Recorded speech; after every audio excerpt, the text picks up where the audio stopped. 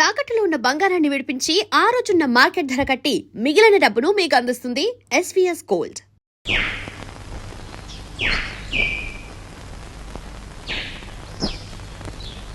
ఈ కుండంతా 4 రూపాయలమ్మా. 40 పైసల కుండ 4 రూపాయలా? ఇదేం బంగారం కుండ?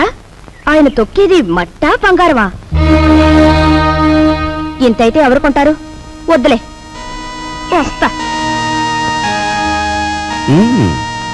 కుమారరామన్న దగ్గర నీ ఉద్యోగం ఏమిటట?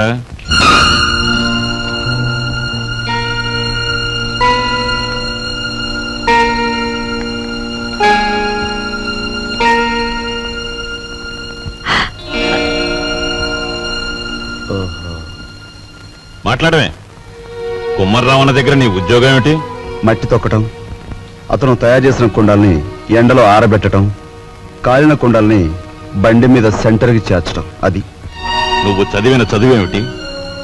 నీ మీద మేము పెట్టుకున్న ఆశలేమిటి? నువ్వు చేసిన నిర్వాహకం ఏమిటి? అతను నన్నేమి అప్లికేషన్స్ పెట్టమనలేదు, పోస్టల్ అడ్రస్ జత చేయమనలేదు, వెధవ ప్రశ్నలు వేసి ఇంటర్వ్యూ తీసుకోలేదు, రికమెండేషన్ తెచ్చావా అడగలేదు, లంచం ఇస్తావా అడగలేదు. నన్నుగా గౌరవించి నాకు ఈ ఉద్యోగం ఇచ్చాడు. కానీ నీ పెద్ద కొడుకు మట్టి తొక్కుతున్నాడంట గాని ఊరంతా మీ నాన్నగారిని అడుగుతుంటే ఆయనకెంత నామోషిగా ఉంటుందో ఒకసారి ఆలోచించావా? అమ్మా,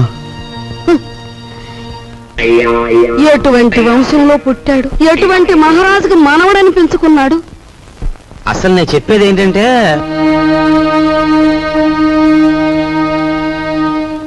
ఇలాంటి అప్రదిష్ట పనులకు తలపెడితే ఈ ఇంట్లో ఇంకా పెళ్లి కావాల్సిన పిల్లలు ఉన్నారు. వాళ్ళని చేసుకోవడానికి ఎవడైనా ముందుకొస్తాడా? మా చెల్లెలు పెళ్లి చూపు సమయంలో మీరు వచ్చి పెంట చేశారే, అప్పుడు లేదా ఈ అప్రదిష్ట? నాన్న, ఏమీ చెయ్యకుండా మీకు భారంగా ఉండే కంటే ఏదో ఒక పని చేసి ఇంత సంపాదించడం నా బాధ్యత అనుకున్నాను, సంపాదిస్తున్నాను.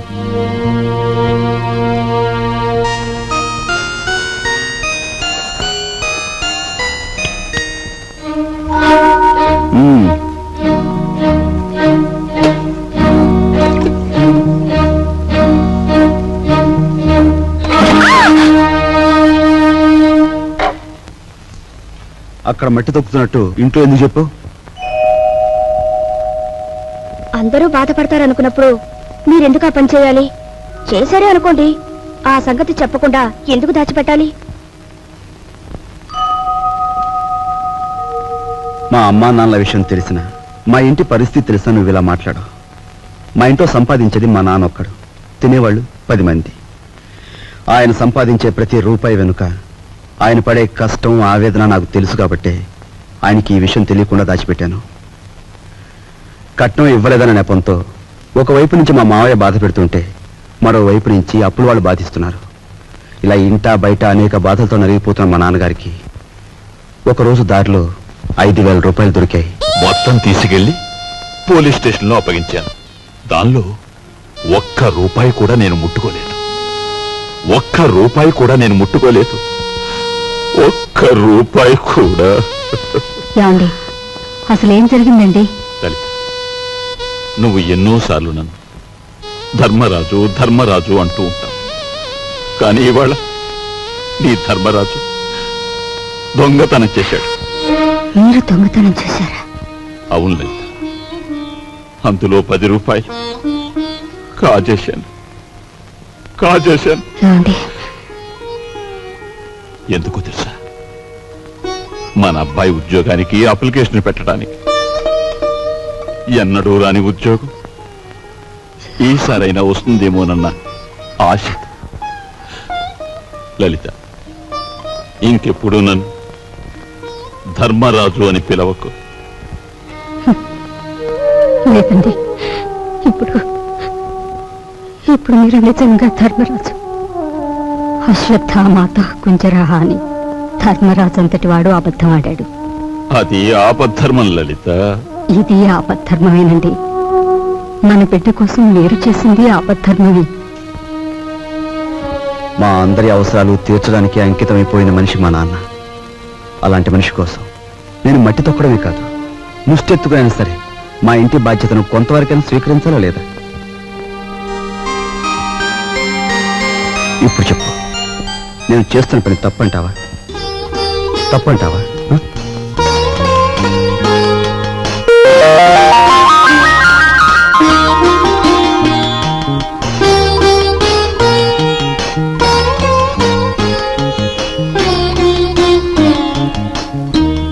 ఆ విధముగా రామలక్ష్మణులు అడవికి బయలుదేరిన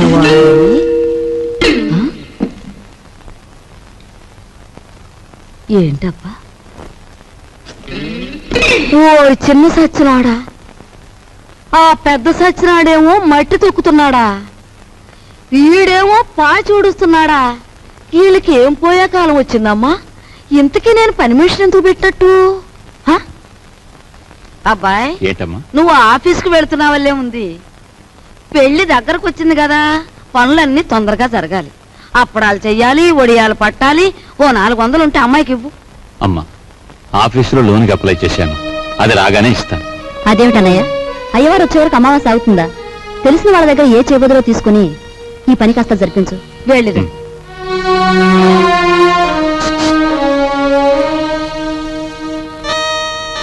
ఏమిటండి? నీకు మధ్య ఏమన్నా పోయిందా?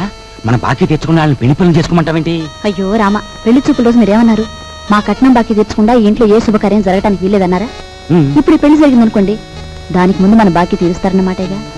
అమ్మని, నువ్వు అసలు రాజకీయాల్లో దిగాల్సిన దానివే, పొరపాటున నన్ను కట్టుకున్నావు. సమయానికి వచ్చారే పిల్లలారా, మీ పెళ్లి పనులు మేము అందుకోవద్దు. అలాగే మా ఇంట్లో పనులు కూడా. రండి రండి. అమ్మా, ఇదిగోనమ్మా నా మొదటి జీతం.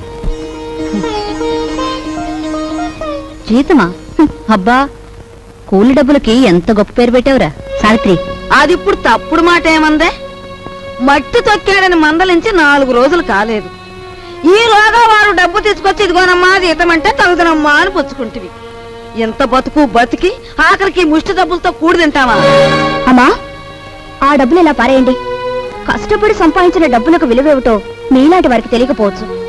ఈ ఇంట్లో పనికి నాకు తిండి అక్కర్లేదు, వేరే జీతం అక్కర్లేదు. ఆ ముష్టి కూల్ డబ్బులు ఇలా పడేయండి. ఇదిగో.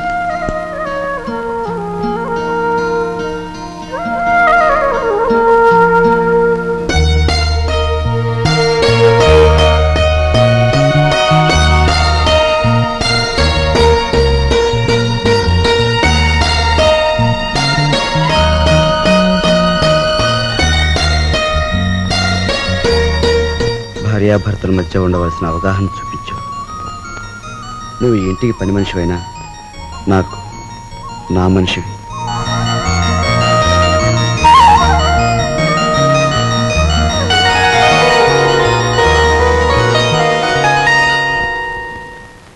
కోపం వచ్చి గట్టిగా కొడదామంటే చచ్చిపోతావేమో అని భయం.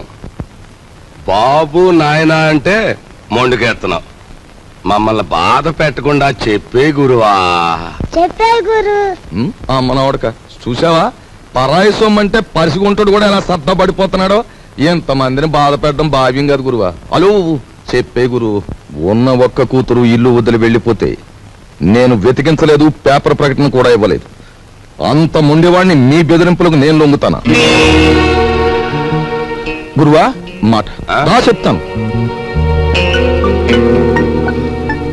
ఈ మొండిఘాటంగాడికి కూతురుందంటున్నాడుగా, ఈడు పేపర్లో ప్రకటన ఇవ్వకపోయిన ఈ తరపున మనం ప్రకటించేస్తే ఆ కూతురు ఇంటికి చేరిపోద్ది. ఆ తర్వాత స్వామియే శరణం. Very good very good. Hello నవ్వకే బాబు, కుర్రోడు దొరుచుకుంటాడు. ఆ నవ్వేదో ఇనపెడి దగ్గర నవ్వు, ఓపెనింగ్ గా నవ్వుద్ది.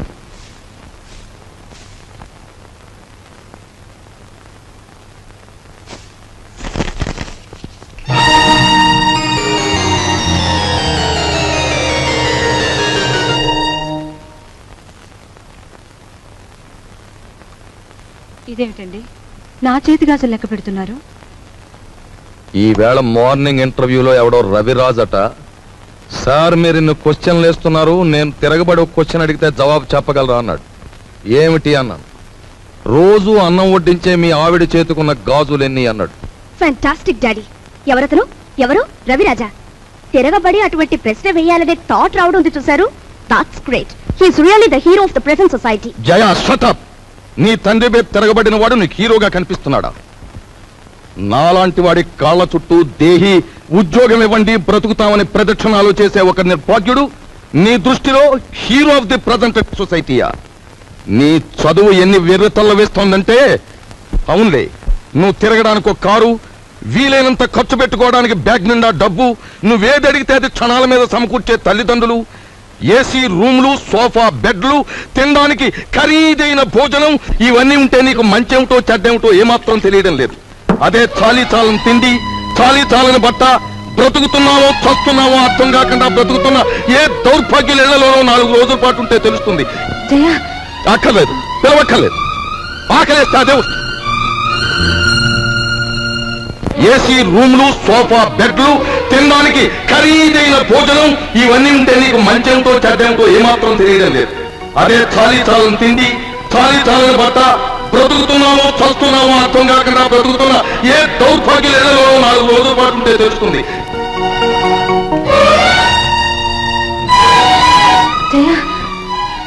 అక్కర్లేదు, పిలవక్కర్లేదు.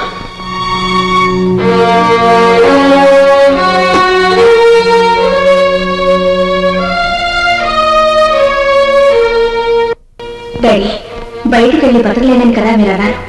అలా బతకలేని నిరూపించుకున్న రోజునే తిరిగి మిమ్మల్ని కలుస్తాను.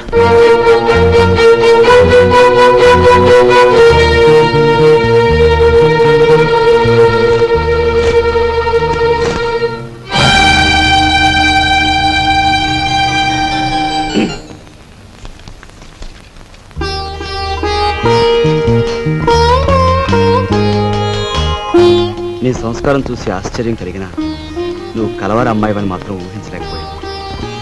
పేపర్లో నీ ఫోటో చూశాక నువ్వు ఇంట్లోంచి పారిపోయి వచ్చావని అర్థం. నువ్వు ఇక్కడే ఉన్నావని మీ నాన్నగారికి ఫోన్ చేశాను. నిజానికి మీలాంటి గొప్పవాళ్ళు ఉన్న ఈ ఇంట్లో మా అమ్మాయి మీ అందరి మన్ననలు పొందింది అంటే అందుకు నాకెంతో ఆనందంగా ఉంది.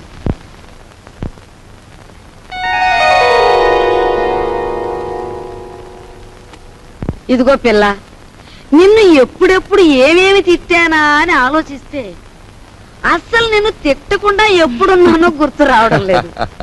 ఏమో అనుకోకమ్మా. అంత మాటలు అవసరం లేదు మామగారు. నేనెక్కడున్నా ఈ ఇంటి ఆడపిల్లని. నన్ను ఈ ఇంటి మనిషిగా మీరందరూ ఒప్పుకుంటే నాకదే 10,000.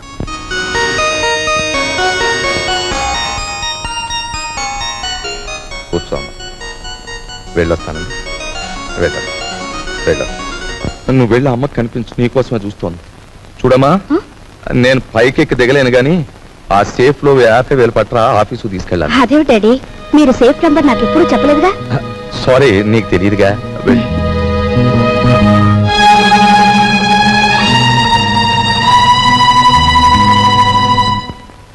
ఈ కాంబినేషన్ పెళ్ళానికి చెప్పక కూతురికి చెప్పక మరి ఎవరికి చెప్పాడు? అబ్బా, స్వామియే శరణం.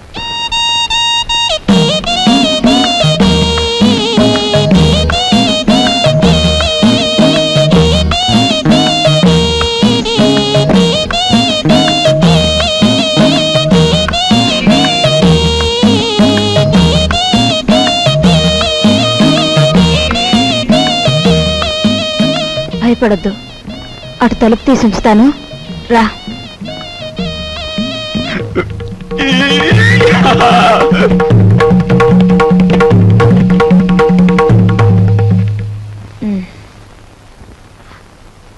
ఏమిటి మీ చేతిలో? ఇవ్వండి. ఏం లేదు.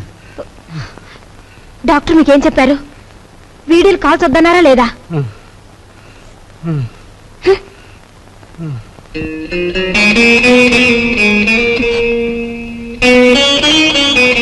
సారీ.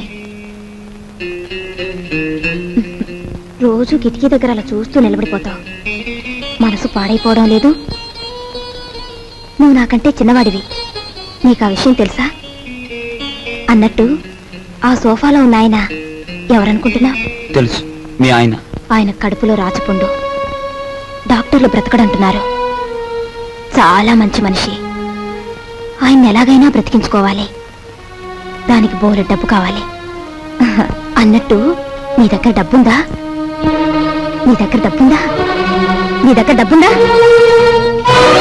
నిన్నేరా అడిగేది. నీ దగ్గర డబ్బుందా? నేను డబ్బు కోసం వ్యభిచారం చేస్తున్నాను. ఫుల్ డబ్బు లేని చవటవి ఆ కిటికీ దగ్గర చేరి దేనికే ఆ చూపులు? ఇంకొక్కసారి అలా చూసావో వెళ్ళు, అవుట్.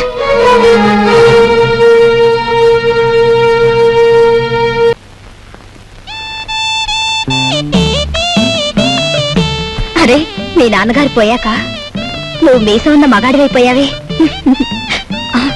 అన్నట్టు మీ ఇంట్లో డబ్బు పోయిందని విన్నాను. నా కోసం నువ్వే ఆ డబ్బు తీసుంటావు. ఏది ఆ డబ్బు? చెప్పు. ఆ డబ్బు నీకిద్దామని తీశాను. ఆ రాత్రి మరెవరో నా దగ్గర నుంచి కాజేశారు. ఒక ప్రాణాన్ని నిలబెట్టడానికి నేను వ్యభిచారం చేస్తే నువ్వు వ్యభిచారం కోసం ఒక ప్రాణం తీసేశావు. నా బ్రతికే చండాలం అనుకుంటే నువ్వు నాకంటే చండాలుడివి. నేను ఈ ఇల్లు ఎందుకు ఖాళీ చేస్తున్నానో తెలుసా? నీ నీతి మాలినతనాన్ని భరించలేక. వెళ్ళు.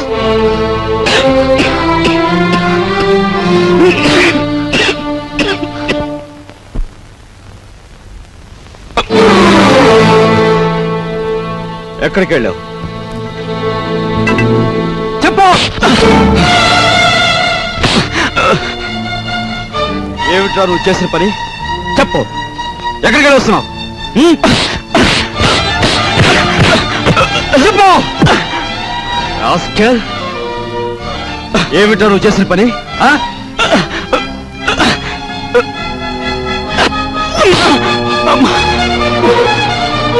చెప్పరా రాస్కెల్. చెప్పు. లేదురా నీకు? మీ నాన్నగారు పోయి పట్టుమని 10 రోజులు కాలేదు. ఏం చేశాడని రా వాడిని అలా కొడుతున్నావు? మీ నాన్నగారు ఏనాడైనా వీడిని ఇలా కొట్టడం చూసావా? వీడు చేసిన పనికి కొట్టడం కాదమ్మా, చంపాలి. చంపి నిలువున పాతేయాలి. ఏం చేశాడు రా అంత పెద్ద తప్పు? ఏం చేశాడా వీడు?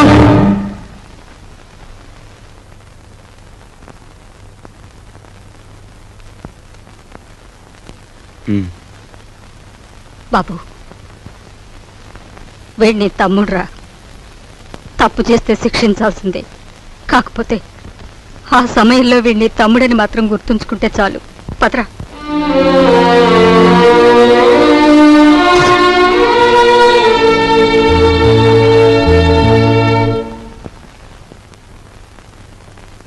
వాడెందుకు కొట్టాడో తెలుసమ్మా? చెప్పు. పక్కన కాబోయే పెళ్ళం ఉంది కదా, ఆవిడ ముందు గొప్పలు చూపించుకోవడానికి. ఒరే కృష్ణ, నువ్వు చిన్న కొడుకువైతే నీకంటే ముందు పుట్టిన పెద్ద కొడుకురా వాడు. నీకంటే ముందు నుంచే చూస్తున్నాను. వాడెప్పుడూ తప్పు చేయడు. వాడితో ఉన్న ఆ పిల్ల వాడంత గొప్పదని నా అభిప్రాయం. ఏం జరిగిందో తెలుసా అని. వాడు నిన్ను చూసి వణికిపోయినప్పుడు నీ గురించి ఏ దుర్వార్త వినవలసి వస్తుందో అని భయపడ్డాను. ఏం జరిగిందని అడగటానికి కూడా ధైర్యం చాలకు వచ్చేశానురా.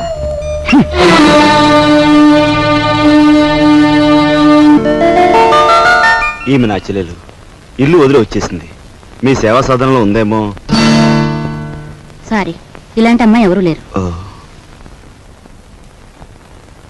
వస్తానండి.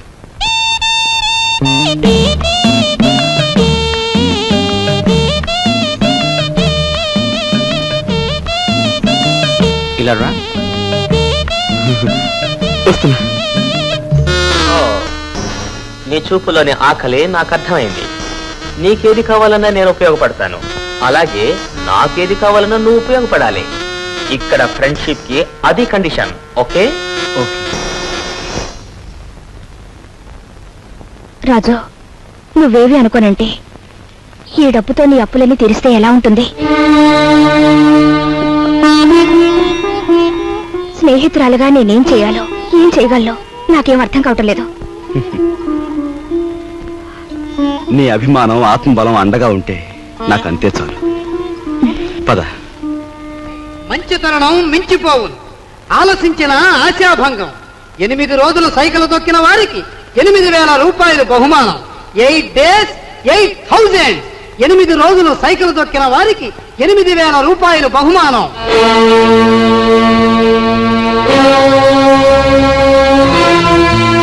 రాజు, అప్పులు తీర్చడానికి నువ్వు సైకిల్ తొక్కుతున్నావట. మనలాంటి కుటుంబాల్లో పుట్టి ఇలాంటి పనులు చేస్తే ఎంత పరువు తక్కువగా ఉంటుందో ఆలోచించు. నేను చాటుగానో సన్నాసి బుద్ధితోనో దొంగతనం చేస్తున్నాను అనుకో, లేదా కన్నవాళ్ళనే వెన్నుపోటు పొడుస్తున్నాను అనుకో, లేదా అప్పుల చేత పంచాయతీ జరిపించాను అనుకో, అప్పుడు నేను 10 మంది చేత చీ అనిపించుకునేవాడు అవుతాను. ఏమిటా నువ్వు మాట్లాడేది? మొన్నటికి మొన్న కుమ్మరాడి దగ్గర కూలిపిని కొప్పుకొని ఏంటి పరువు మీద పెద్ద బండ పడేస్తావు. ఇవాళ మీ నాన్న చచ్చిపోయాక ఆగు. ఇప్పుడు నువ్వేమిటి మాట్లాడింది? మా నాన్న చచ్చిపోయాడా? ఆ మాట నువ్వంటున్నావా? నువ్వు ఏమిట్రా అది ఆవిడ అలా రెట్టిస్తున్నావు? మరి చూడమ్మా, నాయనమ్మా నాన్న చచ్చిపోయాడు అంటుంది, అత్తయ్య అంటుంది. అసలు అసలు నాన్న చచ్చిపోవడం ఏంటమ్మా? Non sense. నాన్న చచ్చిపోలేదు. నాన్న చచ్చిపోలేదు. మనందరం కలిసి ఆయన చంపేశాం. అవునమ్మా, నిర్దాక్షిణ్యంగా కాలు రాసి చంపేశాం. కొండంత మనిషిని చాదస్తుతో కొందరు, స్వార్థంతో కొందరు, ఇలా అందరం కలిసి ఆయన చంపేశాం. ఏ చంపలేదా? ఒక్కసారి మీరందరూ గుండెల మీద చేతులు వేసుకుని ఆలోచించండి. ఆయన జీతం నెలకు 500 రూపాయలు, కేవలం 500 రూపాయలు. తాహతకు మించిన కోరికలు కోరి మనందరం కలిసి ఆయన చంపేశాం. He was successfully murdered by all his family members. నోరుంది కదా అని తప్పులు పడుతున్నారు. నేను చేస్తున్న ఈ పనిలో ఓ పవిత్రమైన ఆశయం ఉందే తప్ప ఇదేం పరువు పోయే పని కాదని నాకు బాగా తెలుసు. మీరు ఒప్పుకున్నా ఒప్పుకోకపోయినా ఈ పని నేను చేసే తీరు.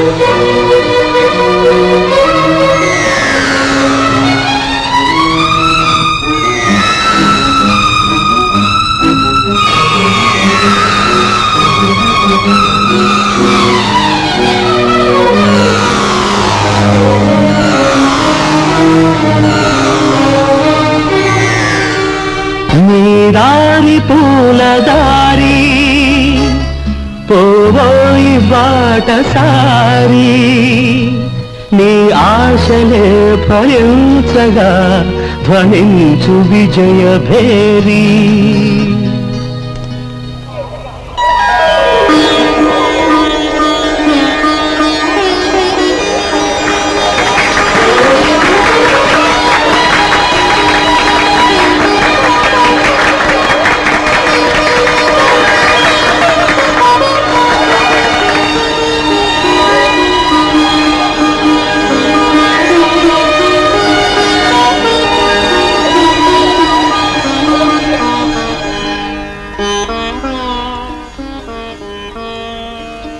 ఇవాళ నీ కొడుకు ప్రయోజకుడైనందుకు ఇప్పుడు నువ్వు ఉంటే ఎంత ఆనందించేవాడివిరా.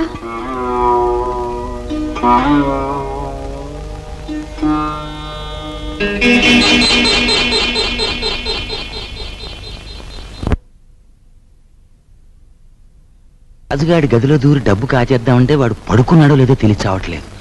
పడుకున్నాడని దగ్గరికి వెళ్ళామనుకో వాడు బాంబుల పేర్లా పేల్తాడు. అసలు ఈ గొడవంతా దేనికి? నువ్వు మీ ముసల్దాన్ దగ్గరికి వెళ్ళి కుక్క పెట్టి ఒక ఏడుపేడు ఆవిడే కాచేసుకొచ్చి మనకిస్తుంది.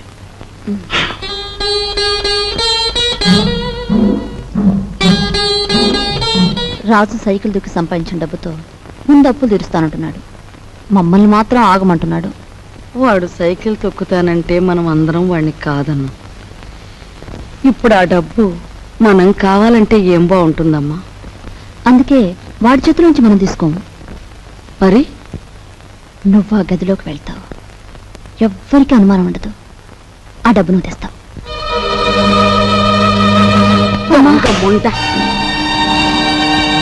వాడు పగలనక రాత్రనక కష్టపడి రక్తం ఓడ్చి సంపాదించిన డబ్బు దొంగిలించమంటావా? ఆలోచిస్తే నాకు ఇప్పుడు అర్థమవుతుంది. నా కొడుకు డబ్బు కూడా నువ్వే కాజేశావు. వాళ్ళు నువ్వే చంపేశావు.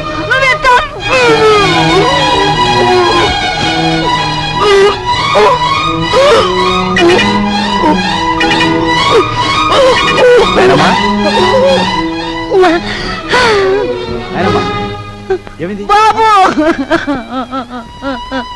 ఏమైందమ్మా? ఎందుకు కేకలు పెట్టావు?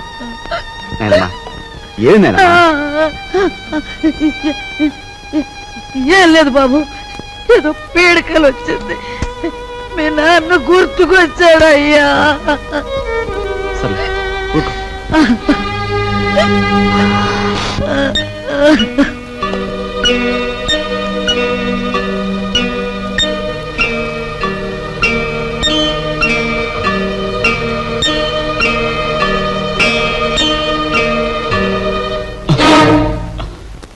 ఏమిట్రా లోపల నుంచి వస్తున్నా? ఏమిటి?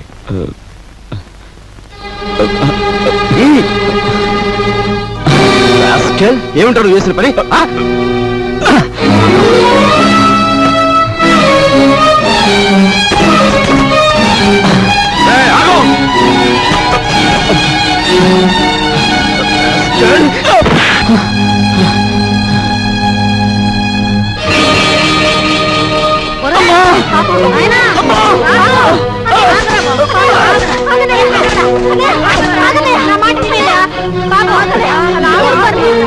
ఏం చేస్తా తప్పలేదమ్మా. అమ్మా వదలమ్మా, మీరు కూడా అమ్మా.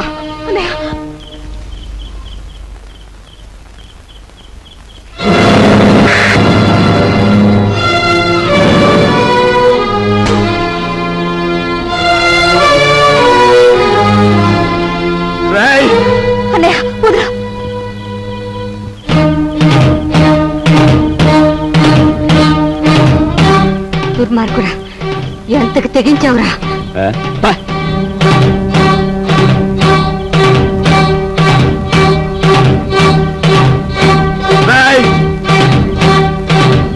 తప్పు చేస్తే శిక్షించాల్సిందే. కాకపోతే ఆ సమయంలో వీడిని తమ్ముడని మాత్రం గుర్తుంచుకుంటే చాలు. తమ్ముడు ఎవడ్రా నీకు తమ్ముడు? ఒక సిగరెట్ వెలిగించినంతసేపు లేదు నీ పెద్దరికం, ఒక దమ్ము లాగినంతసేపు లేదు నీ పెద్దరికం. అందుకోసం నువ్వు ఎగిరిపడిన అవసరం లేదు. ఏమిటి నీ గొప్ప? నాన్న చచ్చిపోయి 4 రోజులు కాలేదు, రకరకాలుగా అధికారం చలాయించాలని చూస్తున్నావు. నీ పెద్దరికం నాకు అక్కర్లేదు. సచ్చినాడా ముసలిముండా. ఐఎమ్ సారీ, నీకు మర్యాద ఇవ్వాలి కదూ. చూడు మిస్టర్, నీకు ఎవరి పెద్దరికం అక్కర్లేదనుకుంటే ఈ ఇంట్లో నుంచి తక్షణం బయటకు వెళ్ళిపోవచ్చు. నేను ఇంట్లోంచి వెళ్ళిపోవాల్సి వస్తే ఏం జరుగుతుందో తెలుసా? నువ్వు ఈ ఇంట్లో ఉండాలంటే ఏం చేయాలో తెలుసా? తెలుసు. నిన్ను అన్నా అని గుర్తించాలి, నువ్వు తంతే పడుండాలి. అంతేకాదు, దున్నపోతుల తింటూ కూర్చోకూడదు. కాయ కష్టం చేసైనా సరే సంపాదించాలి, అప్పుడే నీకు తిండి. ఓహో, సంసారం సవ్యంగా సాగాలంటే ఇంట్లో అందరూ కష్టపడాలి, అలాగే ఇంటి పరువు కాపాడాలంటే అందరూ కలిసి ఉండాలి కదూ. నీకు గుణపాఠం చెప్పడానికి నేను బయటికి వెళ్ళాలి, వెళ్తాను. Good bye.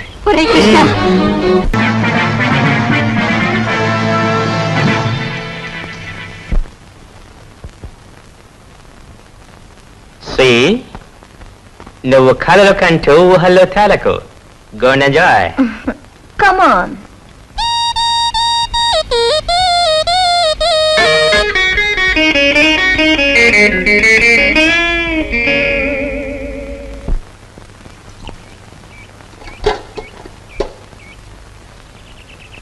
వెధముఖాలని వెధముఖాలు.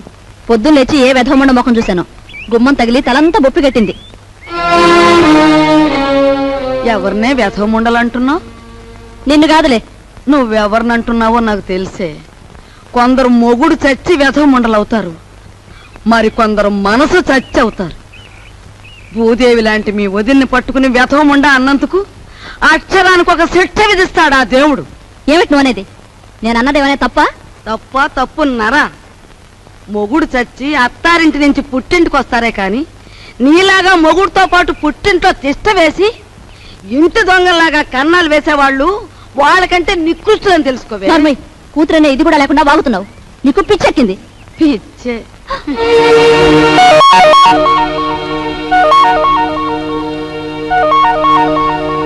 రామ్మ రా, సమయానికి వచ్చావు. చూసావా అమ్మ, దేవుళ్ళంటే నా బిడ్డను మింగింది కాకుండా అది ఎన్ని మాటలు అంటుందో. ఇవి చేతులు కావనుకో అమ్మా, నీకు అన్ని భోగాలు ఉండి కూడా మా ఇంటికొచ్చి ఎన్నో మా కష్టాలు చూసిందానివి. నువ్వే ఏదైనా ఉపాయం ఆలోచించి ఈ గాది కింద పందికొక్కుల్ని విరగడిచేయి తల్లి. మీరేం బాధపడకండి మామగారు, నేను మీ మనవడు కలిసి ఆలోచించాం. నాకు చిన్నప్పటి నుంచి లక్షాధికారులతో మాట్లాడటం అంటే చెడ్డ సరదా అండి. మీ అంతటా మీరే పిలిపించేసరికి నేను కూడా ఓ లక్షాధికారిని అయిపోయిన ఫీలింగ్ వచ్చేసిందండి. ఏం లేదు, మా జయ లక్షల్లో పుట్టి లక్షల్లో పెరిగింది. కూర్చోండి. అదృష్టవంతురాలు, తొందరగా రా. ఆ అదృష్టానికి వారసురాలుగా మాత్రం ప్రవర్తించడం లేదు. ఆ ఇంట్లో 4 రోజులుండి ఇక్కడికొచ్చినా ఆహగూటి పలుకే పలుకుతోంది. నిజానికి ఆ ఇంట్లో డబ్బు యొక్క విలువ తెలిసింది మీ ఇద్దరికేనన్న నా అభిప్రాయం. అంచేత మీరిద్దరూ ఇక్కడే 4 రోజుల పాటు ఉండి మా జైకి డబ్బు యొక్క విలువ ఏమిటో కాస్త తెలియజెప్పండి. మీ ఇంట్లో సెటిల్ అయిపోయి మీ అమ్మాయికి డబ్బు గురించి చెప్పడం అంటే కాశ్మీర్లో పుట్టి పెరిగిన వాడికి ఐస్ మొక్కల గురించి చెప్పినట్టు ఉంటుందండి. సరే, మమ్మల్ని ఎప్పటి నుంచి రమ్మంటారో చెప్పేయండి.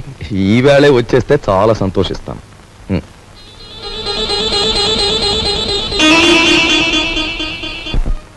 వరాలు, నువ్వు నా ఇల్లు దోచుకోవడానికి వచ్చిన నీ మంచితనం వల్ల నాకు ఆత్మీయుడవయ్యావు. ఇప్పుడు ఇంట్లో సంసారాలని కూల్చేసే నీచులైన 2 దొంగల్ని ప్రవేశపెట్టాను. నువ్వెలాగైనా వాళ్ళని ఇనపెట్టి కట్టేసి నువ్వెన్ని బాధలు పడ్డావో అన్ని వాళ్లకు రుచి చూపించి వాళ్ళకు బుద్ధొచ్చి లెంపలేసు పారిపోయేలా చెయ్యాలి. ఏం చేస్తావు? మరి ఆర్డర్ అయ్యాలే గాని వాళ్ళిద్దరికి దెమ్మ తిరిగిపోయి బొమ్మ కనిపించేలా చేసేస్తాను. నేను ఇల్లు వదిలిపెట్టి వచ్చేశాను. మొన్న 8 రోజులు సైకిల్ తొక్కి డబ్బు సంపాదించిన దగ్గర నుంచి మా అన్నయ్య ఎలక్షన్లో గెలిచిన ఎన్టీ రామారావు అనుకుంటున్నాడు. అభిమానంతో అందరూ ఎన్టీఆర్ ని అన్నా అని పిలుస్తుంటే వీడు మా మీద అధికారం చలాయించి అన్నా అనిపించుకోవాలని చూస్తున్నాడు. ఏంటి, మీ అన్నేను అన్నా అనాలా? అందాం. మీ తమ్ముడు అలా గాలిగా తిరుగుతుంటే చూస్తూ ఊరుకుంటారే? సంసారాల్లో కొత్తగా పెత్తనానికి వచ్చిన ప్రతి అన్నకు వచ్చే ఇబ్బంది ఇదే. నిన్న మొన్నటి వరకు ఏరా అన్నయ్య అని పిలిచేవాడు. ఈవేళ నా భావాలకు కట్టుబడి ఉండాలనేసరికి వాడు కొంచెం కష్టంగా ఉంది. ఓ, ఇదేమిటి? నీ అన్నయ్య మెడలో వేస్తానన్న దండని నీ మెడలోనే వేసుకొచ్చావే?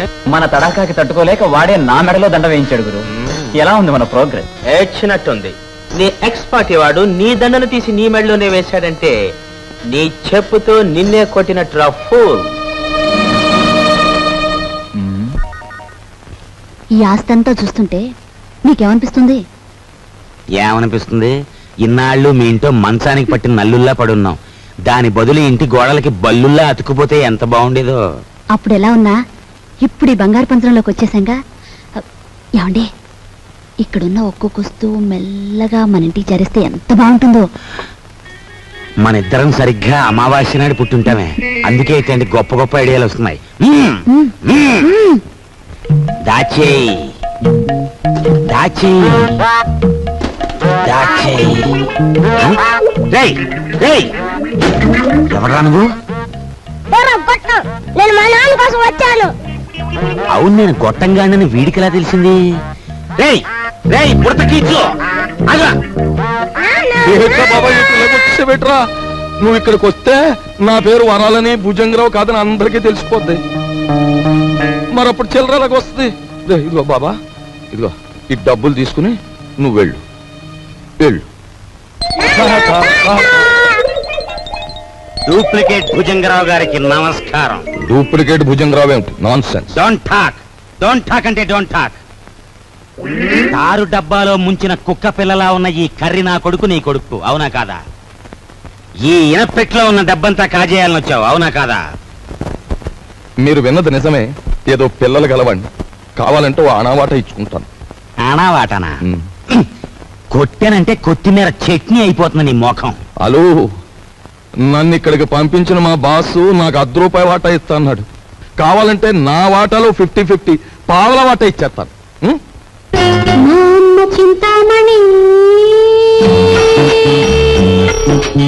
ఏం ఓకేనా? గత్యంతరం లేదు.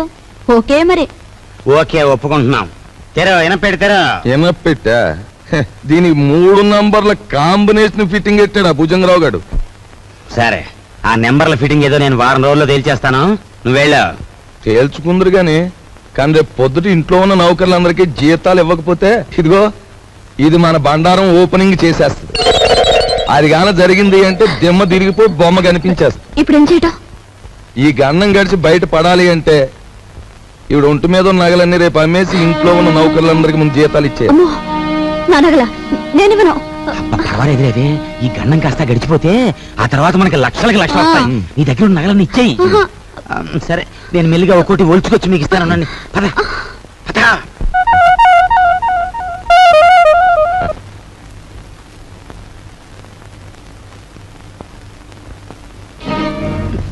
నిన్న తాటాకులు కట్టావు, ఇప్పుడు రా చూద్దాం.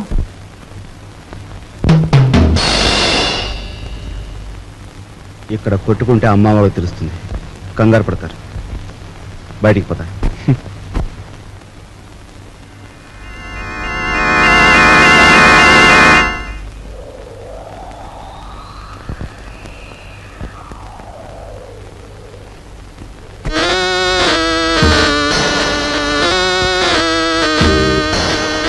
హీఈస్ జానీ జింజర్, మా బాస్ లాంటి వాడు. He's my brother. సారీ. అన్న, అక్క, తమ్ముడు ఇలాంటి వరుసలంటే నాకు అసహ్యం. మనని కట్టిపడేసేందుకు పెట్టుకున్న వరుసలు. అన్న, అక్క, తమ్ముడు ఇలాంటి వరుసలంటే నాకు అసహ్యం. మనని కట్టిపడేసేందుకు పెట్టుకున్న వరుసలు. He's mister Raj, Raviraj. Hello.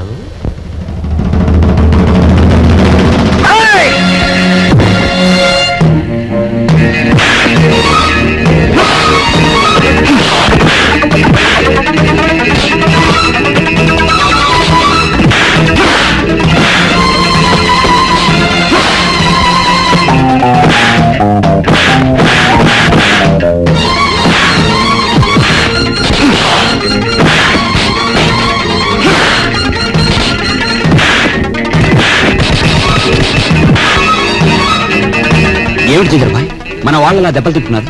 కొచ్చి రావడానికి కాదు, వాళ్ళని పంపించింది అతనికి సాలి రావడానికి.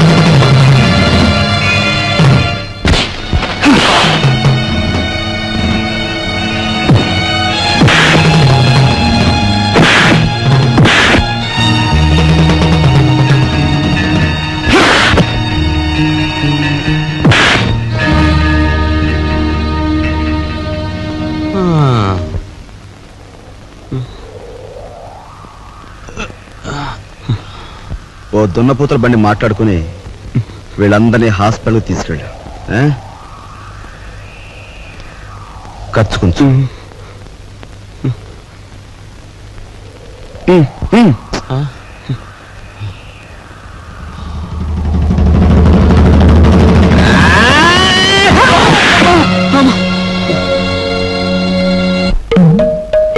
తొమ్మిది,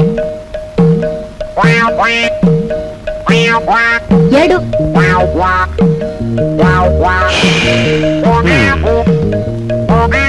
నా నడుము పట్టుకో, లాగో, దమ్ము బిగపట్టు, లాగో లాగో.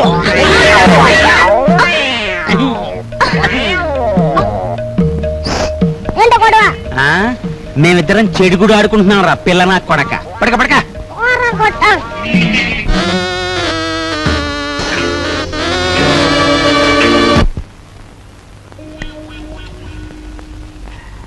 సార్ పెట్టేమనే కావాలి సార్? మంచి వెరైటీ ఉంది సార్. వద్దు పోయా. మంచి వెరైటీ సార్, మంచి ఫ్యామిలీ టైప్. ఇంతవరకు బిజినెస్ లో కూడా దిగరా. ఈ ఊరు పిల్లే సార్. పేరు? సరస్వతి. సరస్వతి. పద. ఇదిగో గురు. Hello, police station. మీరు వెంటనే బయలుదేరి మంగమ్మ బ్రోతల్ హౌస్ కి రావాలి.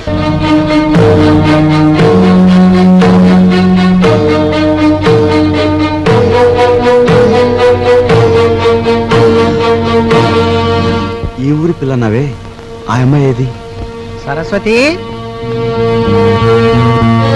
ఫ్యామిలీ గర్ల్, ఇంకా వ్యాపారంలోకి దిగలే, మంచి హుషారైన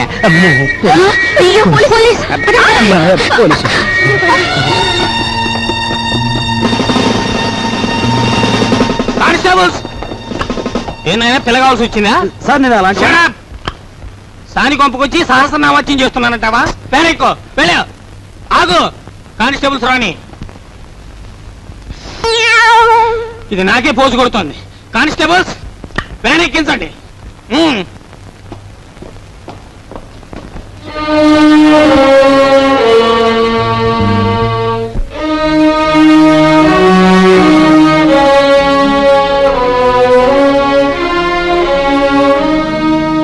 బాబు,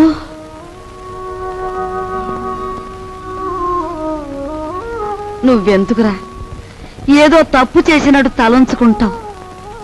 నీ సుఖం కోసం నువ్వు సాని కొంపకు వెళ్ళలేదని మాకు తెలుసురా. నీ సుఖం నువ్వు చూసుకునేవాడివైతే మట్టి పని ఎందుకు చేస్తావు? ప్రయాణానికి తెగించి 8 రోజులు సైకిల్ ఎందుకు తొక్కుతావు? దర్జాగా ఈ అమ్మాయిని పెళ్లి చేసుకుని మహారాజులా బ్రతికేవాడివి. బాధపడుకున్నాయినా లోపలికి పద, స్నానం చేసి భోంచొద్దు గాని.